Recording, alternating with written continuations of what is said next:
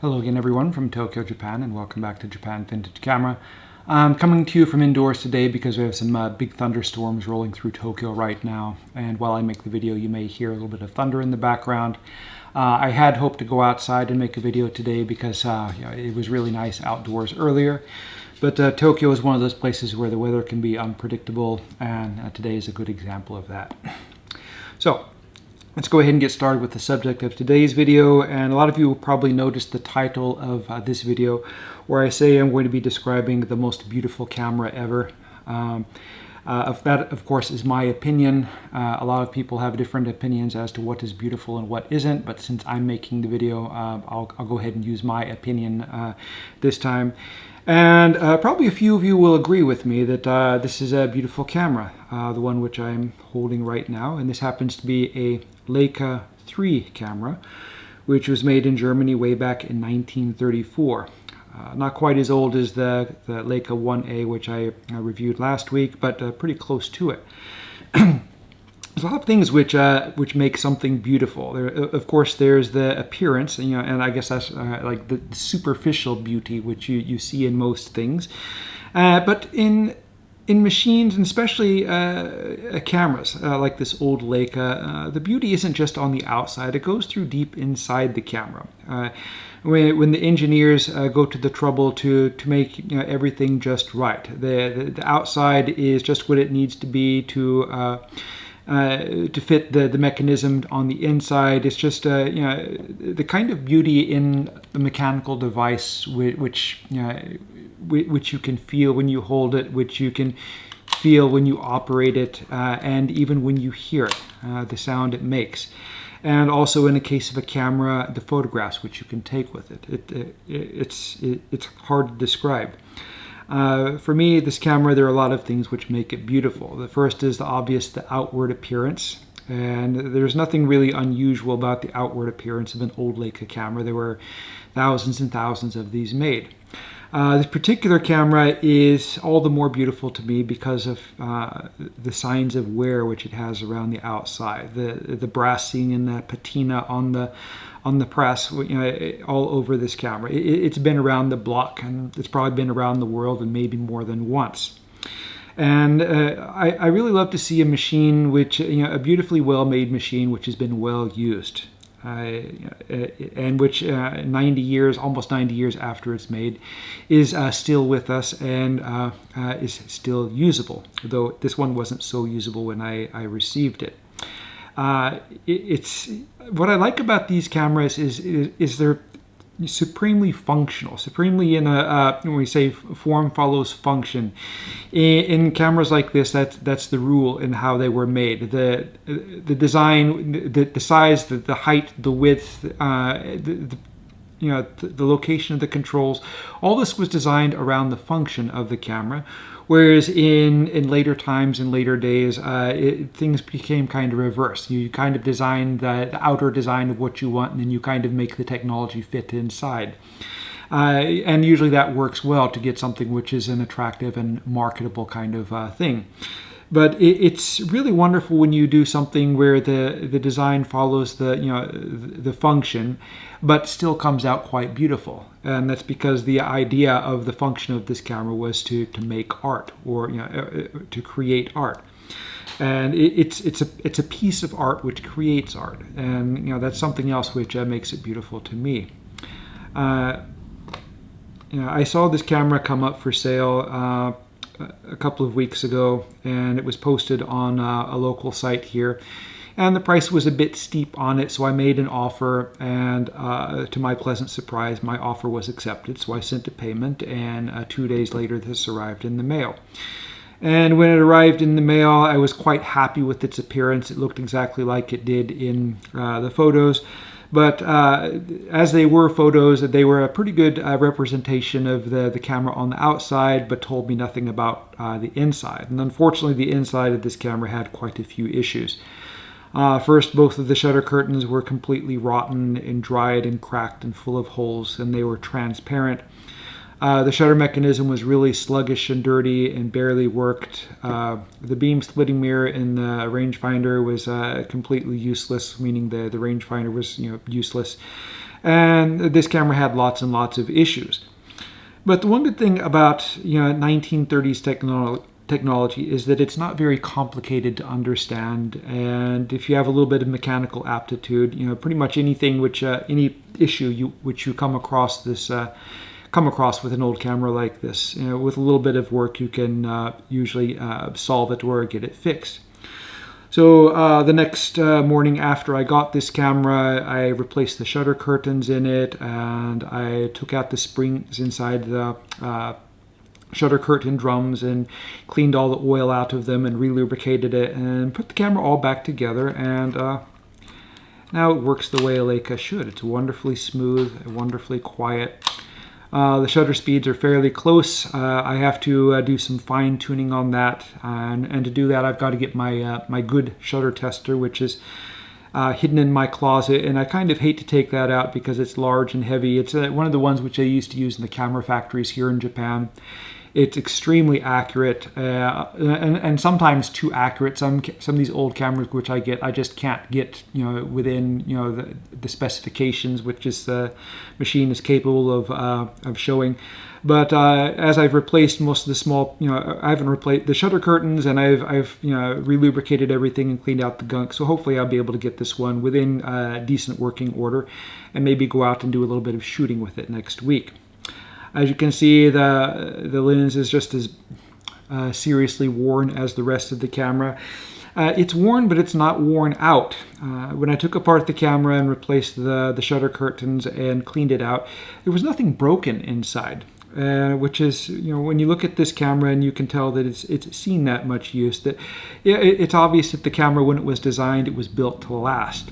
And things in those days when the environment was quite rough, and in the 1930s, there were still a significant amount of people and freight which were hauled around on horses, and traveling overseas usually meant spending a lot of time on a ship.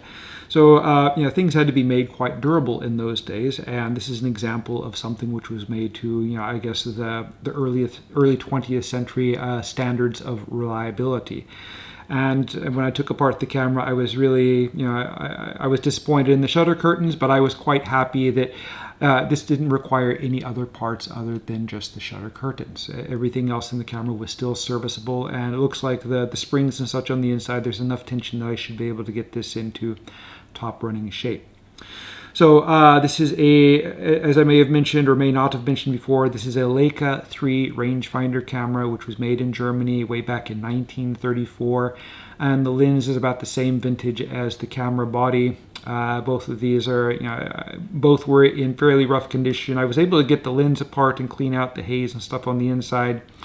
The front has some cleaning marks on it, and I'm probably going to take this to a place I know here and have them polish the front element and coat it. The lenses in these cameras were uncoated, but the glass is soft, and it hasn't been coated before, so I might as well go ahead and do that again, and that'll make the lens last a lot longer than it might otherwise have.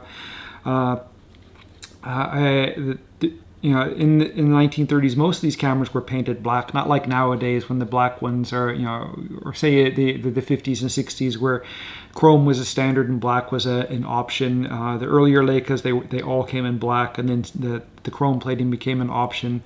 They came with a couple of different materials for the plating of the accessories. You could get chrome or nickel. The earlier ones usually came with nickel, and the later ones come with chrome, with a few exceptions. I was looking at a correct early Leica, another one which was for sale here, which was an early chrome version, which I prefer the look of the nickel, but the chrome ones seem to get a little better price. And the chrome is, of course, more durable. You won't wear the chrome off as easily as you wear off the nickel with the camera when you're using it as much as this one has been used.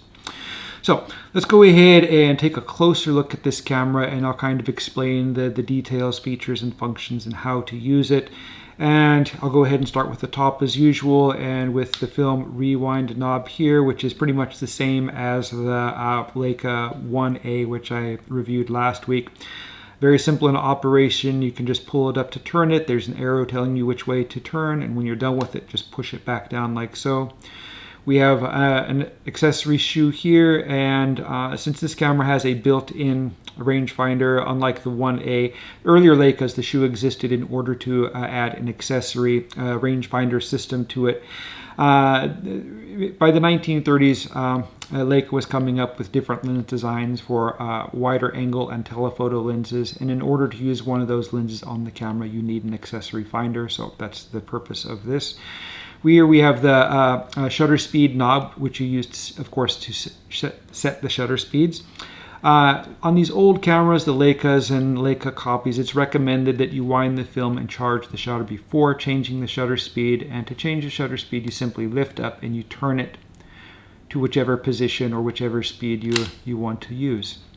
Next to the shutter speed dial, we have the shutter release button, and we have a collar located around the outside of that.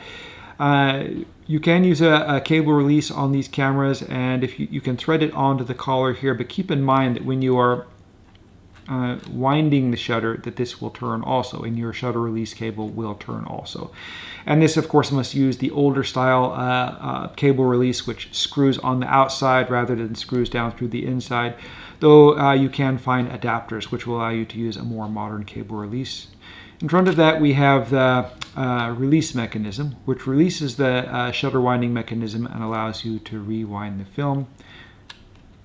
And then, of course, we have the film winding knob here, and underneath that we have the film counting dial.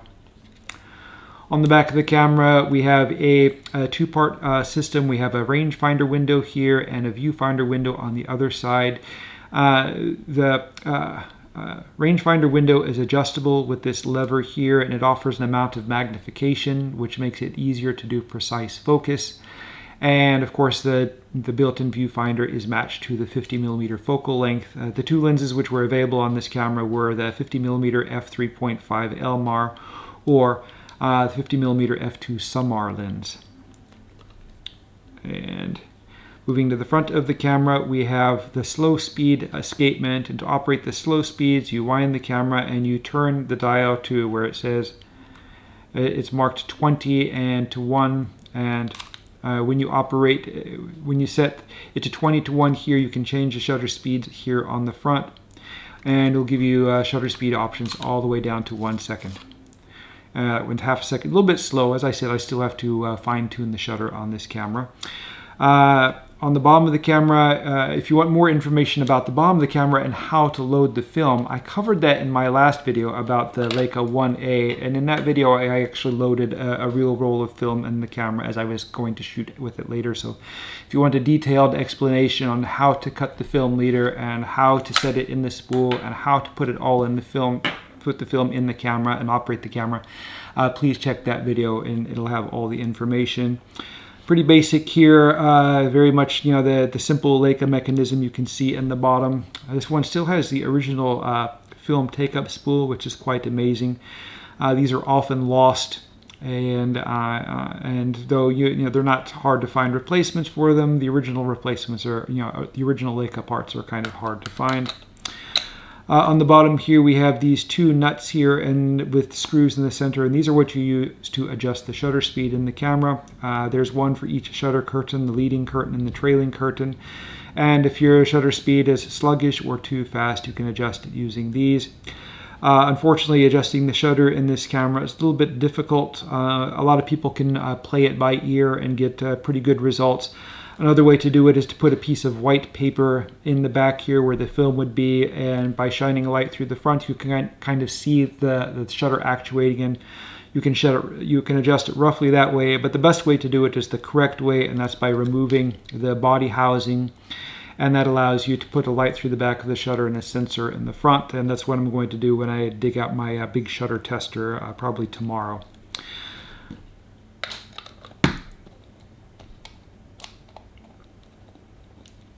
Go ahead and put this on like so.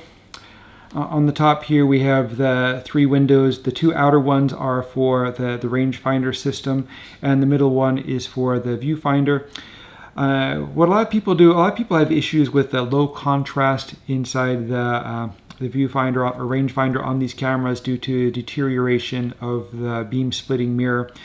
The beam splitting mirror in this camera isn't all that hard to replace, though it's, if you have some mechanical skill and a few tools, you can probably do it. It's hard to buy the correct size beam splitting mirrors for these cameras, but what I do is I sell a lot of Yashica rangefinder cameras, and a lot of these cameras are broken to the point which I can't repair them. And so what I do is I take the beam splitting mirrors out of them because they're very durable and the coating doesn't come off. And then I can cut them to size to fit whatever camera I need to put them in. And to cut them in size, what I use is a small pair of wire cutters, and I just kind of nibble away until I get roughly the same size. And then I kind of flatten the edges on a diamond file, and it gives me a really good beam splitting mirror. And the ones that came on the 60s and 70s Yashica cameras, they have a lot of contrast, and they will make, they will really brighten up a split image in the viewfinder in an old Leica camera. Another thing you can do is some people put a colored tape, either yellow or red, over the front of this lens on the rangefinder, and that increases the contrast and makes it easier for you to focus with. Mounting the lens is quite simple. You just unscrew it like so. It screws off and you can put another one on quite easily. You can see even the lens mount on this camera has a pretty interesting patina on it, and yeah, inside are my nice new shutter curtains, which I put in I guess yesterday or the day before yesterday. The top of this one has an O mark on it, and what that means is this camera comes with a standardized mount, which means you can fit any of the standard Leica lenses on it. Which means from the old Elmars, and some are like this one here, all the way up to the ones produced through the late 50s, including the ones which were Leica L-mount lenses produced by Canon and Konica and different makers. They will all work on this camera. They'll all fit perfectly well, and as long as it has the O mark on here, they're all built to that specific standard, and all should work properly. When you put the lens back on, it helps to focus the lens to the close focus, and that kind of moves in the step which pushes against the, or I guess cam is what the proper term to call it, even though it's not shaped like a cam. And that allows the lens to thread on more easily without having to push back the rangefinder roller. And then focus the lens back to infinity when you're done. The Sumar lens is a basic 50 millimeter lens, very similar to the Elmar, but with a higher speed. In my experience, a little bit easier to maintain than the Elmar lens, easier to clean and take apart. We have a different system for the aperture. There's an aperture ring located here on the back, and you can see the aperture scale numbers here. And as this is an older camera, it uses the earlier standard for aperture numbers, which is different than what we use nowadays. Now this one goes from f2 to f2.2 to various numbers which we don't use nowadays. For example, f12.3, f8.2, f4.5 and such. But you can kind of figure it out by simply, if you're using a handheld light meter, by just doing the basic math between the numbers on your light meter and applying it to the aperture ring on the lens. Cleaning these is very easy. If you have like haze in the front of the lens, you can unscrew the front of the lens like so, and that allows you to clean the haze on the inside element, the inside of the front, and the inside of the rear element. And another issue these cameras sometimes have is haze between the front and middle elements, and if you grip hard here, you can usually unscrew the front off. There's a set screw here which you can unscrew and to loosen it up, and you can unscrew this, and that'll allow you to remove and clean the haze between the front elements. And if the lens has a little bit of haze in it, it's not really going to have much of an effect on the photos. I've rarely come across an old Leica lens which has absolutely no haze in it. Some of them have very noticeable haze, some of them have less noticeable haze, but pretty much all of them have at least some amount of it. But I still managed to get really good results out of the lenses on these old cameras. I do plan to take this one in and get the lens polished on the front. The rest of the glass is still in a very good condition.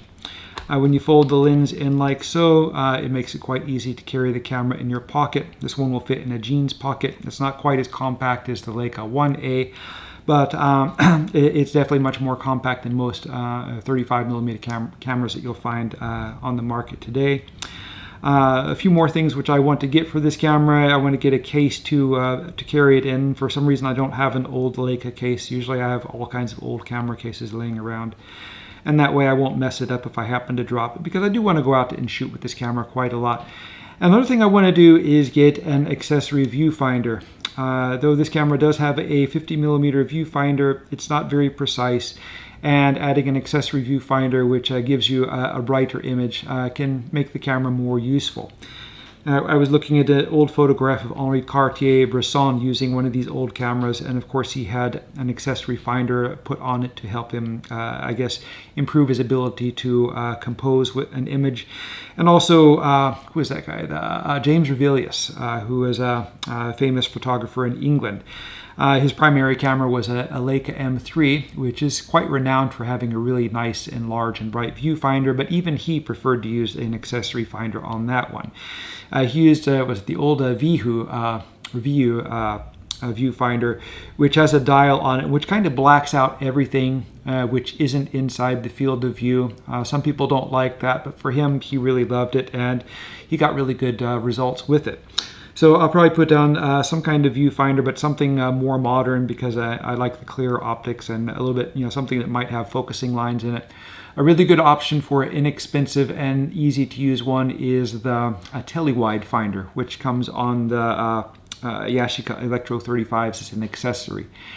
They made these really awful useless tele-wide kits for the old Yashicas, and if you get the ones for, say, the GX or the CC or CCN, they're a little bit hard to find, but the tele-wide for those cameras, if you use the wide angle, that's roughly a little bit around 50mm and works perfectly well on these old Leica cameras.